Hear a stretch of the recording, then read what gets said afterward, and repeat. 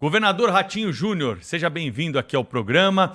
Estamos conversando na rádio e também na televisão sobre os principais assuntos do momento. Um deles é o capítulo das concessões, né? O governo tem essa possibilidade, por previsão legal, de conceder alguns dos seus equipamentos públicos para a iniciativa privada para dar uma melhor prestação de serviço para a população. E o Paraná tem uma notícia sobre isso, por isso que eu quero começar por aí a nossa entrevista. Afinal de contas, em 2021, nós tivemos a suspensão de contratos em estradas do Paraná, porque estava custando muito caro e o serviço entregue não estava a contento. Agora, o Paraná fecha um novo contrato aí. O que o senhor pretende fazer? Como é que foi essa reconstrução aí desse modelo de concessão que acaba, servindo de exemplo para outros administradores públicos em todo o Brasil? Seja bem-vindo. Qual é o tamanho do acordo? Conta pra gente aqui, governador. Bom dia. Bom dia, Pedro. Bom dia, Thaís. Bom dia, Cláudio Humberto. Uma alegria e um prazer poder estar falando com todos os ouvintes da Rádio Bandeirantes e também da Band News TV. Olha, Pedro, esse projeto é um projeto que nós estamos há 3 anos e meio estudando, né? Nossa Secretaria de Infraestrutura com os nossos técnicos, os técnicos também do Ministério de Infraestrutura do Governo Federal e junto o Banco Mundial. Nós trouxemos o Banco Mundial, que tem um conhecimento, nessa área de estudos de concessões, em especial rodoviária, já que fizeram projetos no mundo todo, para poder auxiliar nesse projeto que é considerado hoje pelo próprio Ministério de Infraestrutura o projeto que vai ser a referência para as próximas concessões no Brasil. Porque foi uma proposta que nós fizemos ainda no início de 2019, quando nós já estávamos começando esse início de estudo, já que ia vencer as concessões paranaenses, e criar algo inovador. E o que é essa inovação nessa parte de concessões rodoviárias? Nós fizemos uma proposta, na época, o governo federal, inclusive era o ministro Tarcísio na época, no sentido de fazer a união das estradas estaduais com as rodovias federais. E fazer tudo isso, um grande estudo, e conceder de forma conjunta essas rodovias. Então nós estamos colocando no mercado e avançamos agora com o ministro Renan Filho, que, por sinal, está fazendo um belíssimo trabalho, em especial nessa parte de concessões, acompanhou bastante essa sugestão que nós fizemos dessa construção desse projeto, e nós estamos apresentando o maior pacote rodoviário da América Latina. São 3.300 quilômetros de rodovias que serão concedidas a partir do segundo semestre desse ano. O primeiro lote dos 6 lotes que foram construídos, o primeiro lote vai agora, dia 25 de agosto, na Bolsa de Valores de São Paulo, passou a ser uma referência para o Brasil, porque nós conseguimos achar uma equação onde vai ter a disputa, quem der o menor desconto leva a concessão, também tem um aporte conforme o desconto é dado, porque isso vira como se fosse um seguro usuário, se caso a empresa vier a quebrar, se caso daqui 5 anos tiver que colocar novas obras que não estavam no contrato, esse recurso pode ser usado para essas finalidades. E também as obras têm que ser feitas nos primeiros 6 meses do contrato. O que no Paraná nós sofremos muito no passado, quando foi feito em 97 as concessões rodoviárias, é que fizeram um contrato onde as obras ficavam para o final do contrato, depois de 20 anos, e também acabaram não acontecendo, e num preço abusivo. Então, nós conseguimos mudar totalmente a lógica desses contratos que nós estamos agora colocando para a iniciativa privada,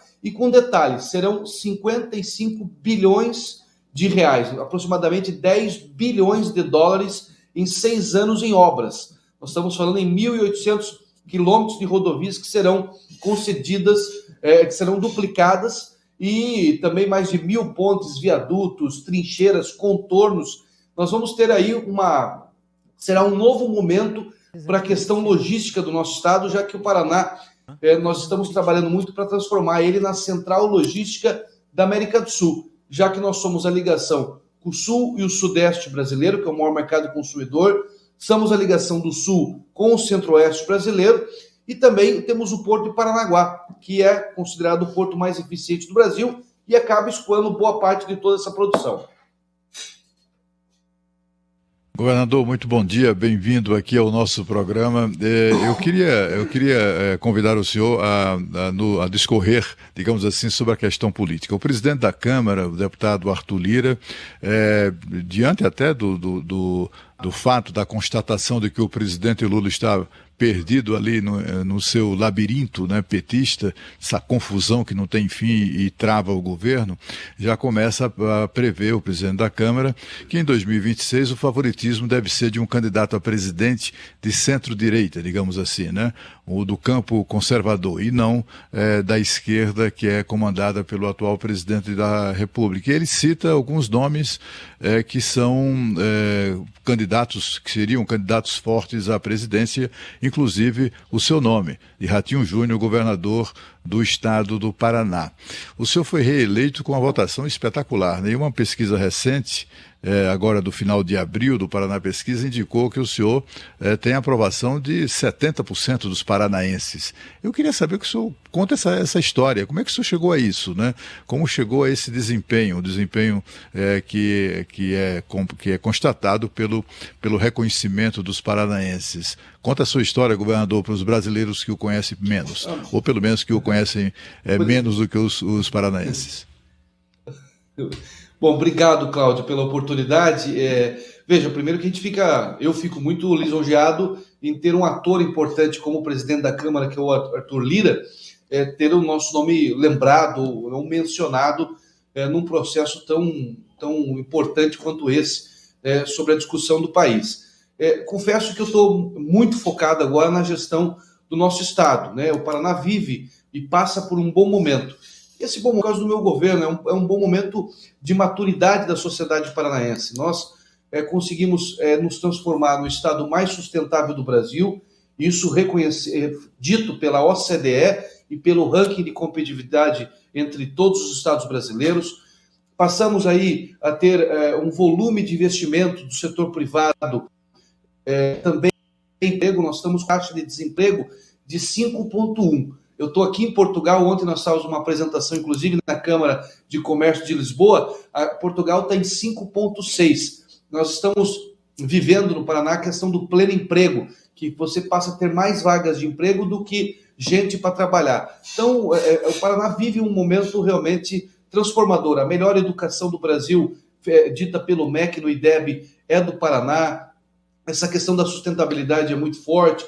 Essa questão da transformação do Estado numa central logística da América do Sul.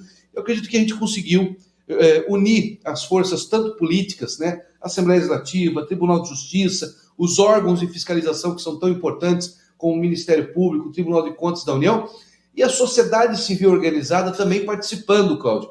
Você veja, esse modelo de concessão que eu falei há pouco, que é o maior da América Latina, nós trouxemos todas as federações para participar e debater o assunto de forma transparente. O que é bom para vocês? O governo tem que fazer aquilo que é bom para a sociedade. Quem vai utilizar essas concessões, essas rodovias? É o setor produtivo, é a indústria, o agronegócio.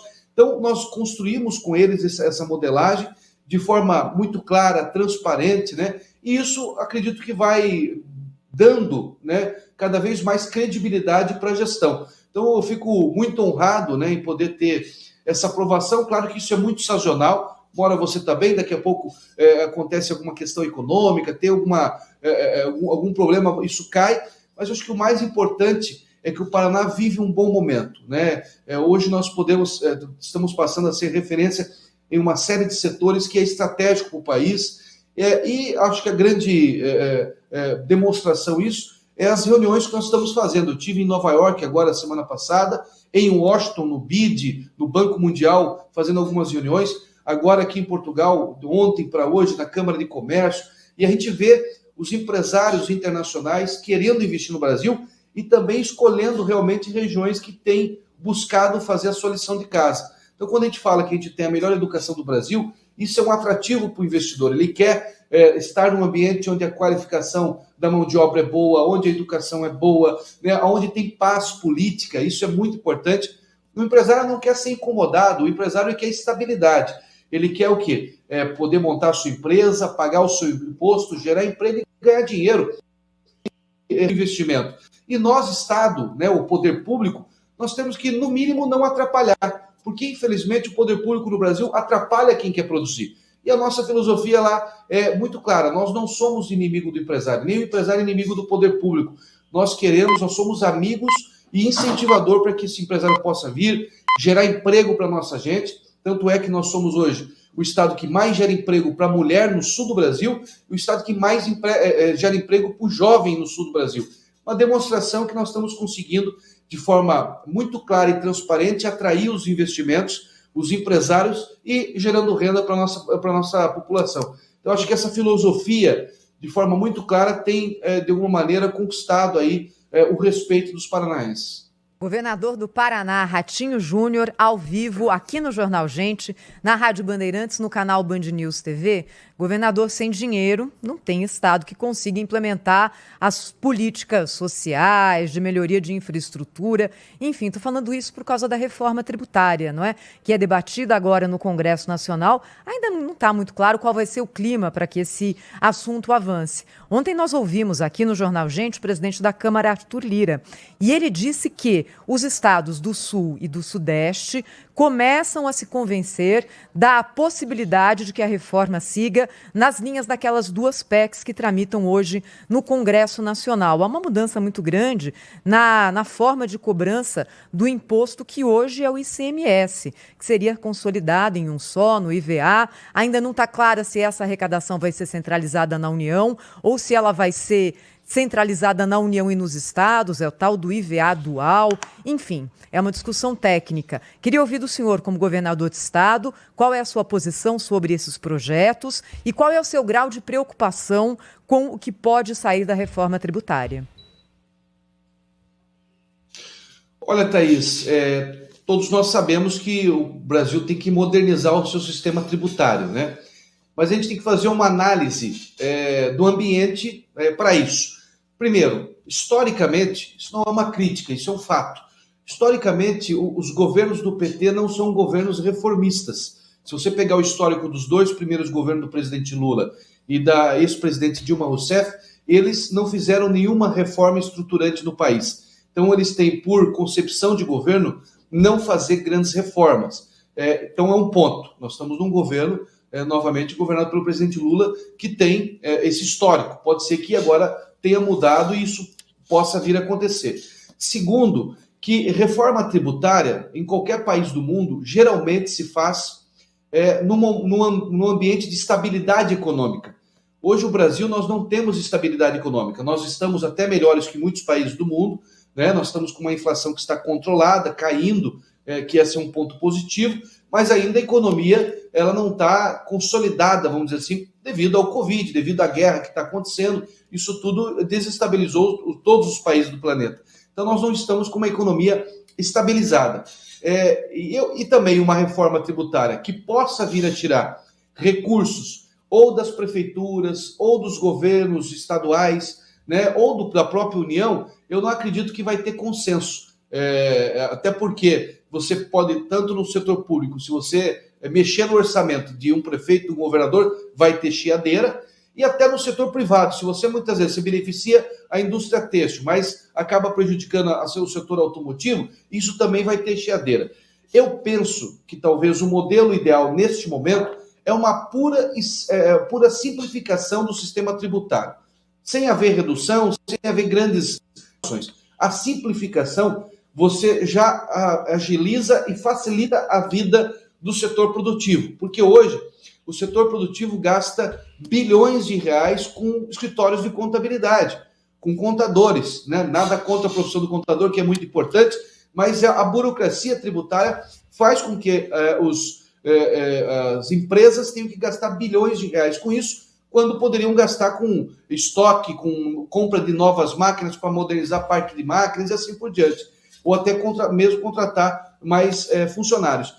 Então, eu vejo com muita dificuldade uma reforma tributária que possa ter grandes avanços, mas eu penso, de forma muito simples, que se houver uma simplificação do sistema tributário brasileiro, já é um grande avanço que o Congresso vai fazer para a nossa sociedade. Governador, e o arcabouço fiscal, hein? Essa negociação que terminou ontem à noite, o senhor está aí na Europa, né, trabalhando, contando para a gente o que está fazendo aí pelo governo do Paraná, mas claro que está ligado o que está acontecendo aqui no Brasil. Ontem uma reunião selou aí o texto final do plano fiscal do governo, né, que é importantíssimo para a nossa economia.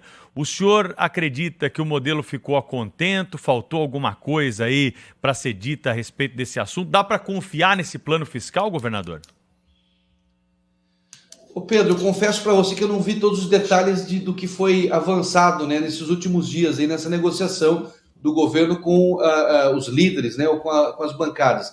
Mas eu penso o seguinte, de forma muito simples também, se é uma medida que vai trazer estabilidade para o país, tranquilidade para o setor produtivo, poder investir, que é o que o investidor internacional acaba analisando, né, se o poder público, em especial a União, vai ter condição de honrar os seus compromissos. Se esse arcabouço fiscal trouxer essa tranquilidade, eu acho que é benéfico para o país. E nesse momento, independente de oposição ou situação, né, dos congressistas, dos nossos deputados e dos partidos, nós temos que ajudar a consolidar a economia brasileira, temos que torcer para que esse arcabouço possa trazer tranquilidade para o investidor e fazer com que o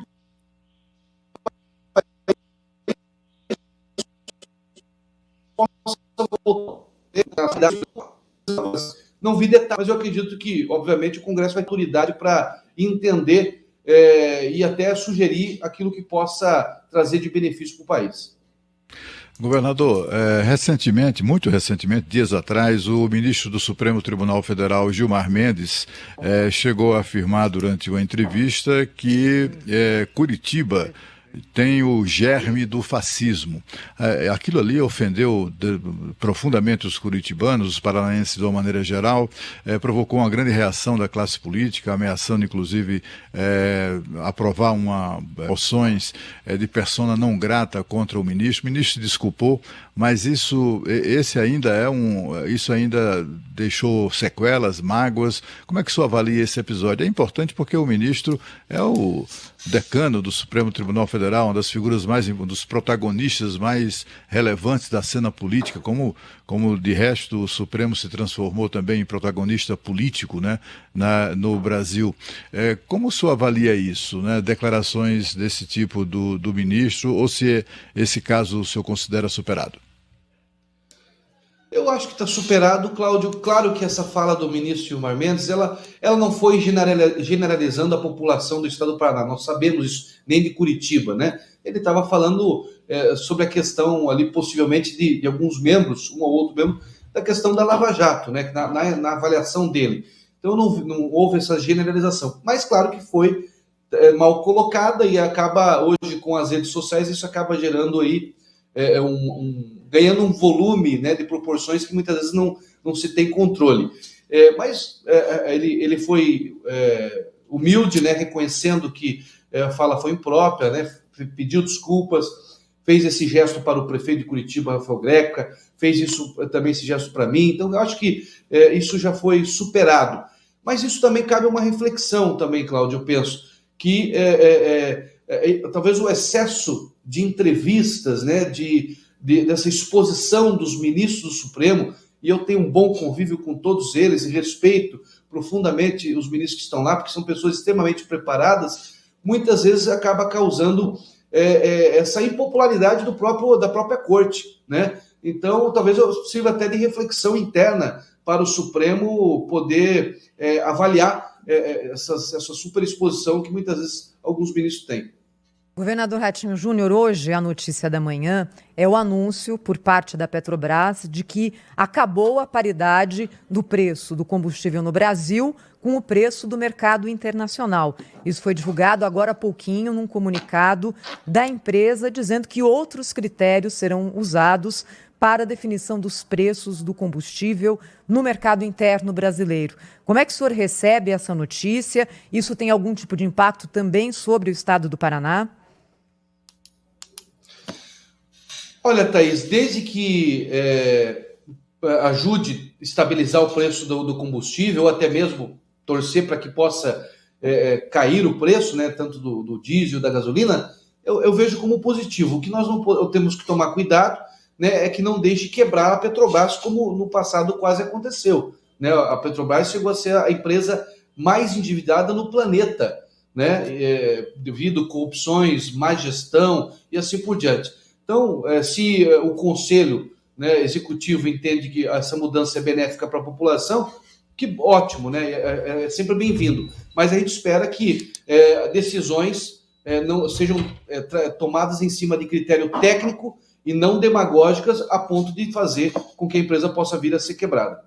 Para finalizar aqui, governador, eu tenho uma última pergunta para o senhor. A gente ouve muito político aqui, sabe, no jornal, ao longo da nossa programação, e é uma voz aí que se repete aqui nessas entrevistas de que nós temos que deixar essa história de direita e esquerda de lado, não estamos em época de eleição, precisamos olhar para frente, precisamos nos debruçar sobre os problemas do Brasil. A pandemia deixou um problemaço para ser resolvido pelos governantes, que é a questão da educação brasileira. Na semana passada, a Rádio Bandeirantes completou 86 anos e, numa sequência de fóruns aqui, trouxe os principais pontos do debate. O principal deles é essa questão da educação. Especialistas alertaram com números aqui sobre a geração dos neném, aqueles que não estudam e nem trabalham, necessidade de reforma na nossa legislação para incluir o jovem aí no mercado de trabalho, né, trazer o que um pouco do passado trouxe para muitos jovens que começaram a trabalhar mais cedo, aprenderam disciplina no ofício, muitas coisas. Essa discussão a gente não vê hoje na política por conta dessa contaminação do nós contra eles. O senhor sente isso no dia a dia, aí nas demandas com seus adversários políticos, entre aspas, de época de eleição? Ou o senhor vê um caminho? Qual que seria esse caminho para a gente deixar isso de lado e começar a pensar no futuro e nas questões que realmente importam? Olha, Pedro, eu tenho uma máxima para governar lá no meu estado. Eu não fico discutindo ideologia, eu discuto metodologia. O que o mundo está fazendo que nós podemos trazer para o Paraná? Eu estou, por exemplo, aqui, eu estou tendo uma sala emprestada no Centro de Inovação de Portugal, na Agência de Inovação de Portugal, justamente tentando aprender, entender o que Portugal, que é um país aqui da Europa, que está sendo referência na parte de inovação, tem de bom e o que eles estão fazendo para que a gente possa importar as suas ideias e as suas sugestões. Então, eu penso que a questão ideológica, cada um pode ter a sua, mas nós temos, ideologia não coloca a comida na mesa. O que coloca a comida na mesa é trabalho, é organização. Então, nós estamos lá no Paraná. Nós não gastamos energia discutindo ideologia, nós gastamos energia discutindo metodologia. O que o mundo está fazendo para a gente poder trazer para o nosso estado. E é assim que nós estamos tocando o nosso estado. Por exemplo, a educação, em primeiro lugar, como eu falei no início da nossa entrevista, e fazendo de forma muito clara, né? Vencendo as questões ideológicas que muitas vezes tem no meio educacional, que fez com que o Brasil ficasse 30, 40 anos atrasado. Lá nós temos 215 escolas cívico-militar. O que juntar todos os estados do Brasil não dá o que o Paraná tem de escola cívico-militar. Lá nós temos escola em tempo integral. São mais de 260 escolas em tempo integral. Lá nós temos escola convencional. É o pai que escolhe. Não é o professor, não é o diretor, nem o governador. Eu quero o meu filho na escola cívico-militar? Tem na sua cidade. Quero na escola em tempo integral? Tem na sua cidade. Quero em escola regular? Vai ter também. Essa é a democracia. Dá opções para que o pai, a mãe, o cidadão possa escolher aquilo que ele quer para a sua vida. E é isso que nós estamos fazendo no Paraná. Talvez esse tenha sido, ou está sendo, esse segredo de ser o estado mais sustentável do Brasil, o estado com a melhor educação do país, o estado mais inovador do Brasil, hoje é considerado o Paraná, devido às plataformas e tecnologia que nós estamos colocando na prestação do serviço do cidadão. Os maiores pacotes de infraestrutura do país hoje estão no Paraná. Então, acho que quando você deixa de gastar, o governante, no meu caso, deixa de gastar energia com essas questões ideológicas ou com brigas políticas que não traz benefício nenhum para o cidadão, nós passamos a ter uma política de resultado, né? E resultado positivo, que é isso que está acontecendo no Paraná. Nosso lema lá é Paraná, terra de gente que trabalha e cuida. Lá o jovem tem que trabalhar, nós temos o programa Cartão Futuro, onde nós pagamos metade do salário e a empresa paga a outra metade. Essa conversa que jovem não tem que trabalhar pode servir em outro lugar do planeta, mas no Paraná, lá tem que trabalhar, porque é só o trabalho que dignifica a pessoa e passa a dar responsabilidade para esse jovem, né? Como você falou dessa questão da geração do neném, para nós não serve. Nós queremos lá fazer com que o jovem trabalhe cedo, possa estudar e também aprender uma profissão, possa se qualificar. Hoje nós temos aula para 150 mil alunos da rede pública de programação, que é a profissão do futuro. Hoje nós temos no Brasil 300 mil vagas de programador abertas e não tem mão de obra. Então nós estamos qualificando os nossos jovens para as profissões do futuro através de programação. Temos aula de robótica para 400 mil alunos da rede pública todas as semanas. Temos aula de educação financeira. O aluno tem que aprender a mexer com dinheiro para ajudar, inclusive, o pai e a mãe, que muitas vezes não teve oportunidade de não ficar se endividando, porque uma família endividada acaba sendo destruída, acaba tendo separação, tendo uma série de problemas. Então, educação financeira no currículo escolar, 2 vezes por semana, aprende associativismo, cooperativismo, empreendedorismo e oratória. Isso tudo no currículo escolar da nossa rede pública de ensino. Nós implantamos também o projeto Ganhando o Mundo. O melhor aluno da escola vai estudar no Canadá, Nova Zelândia, Estados Unidos,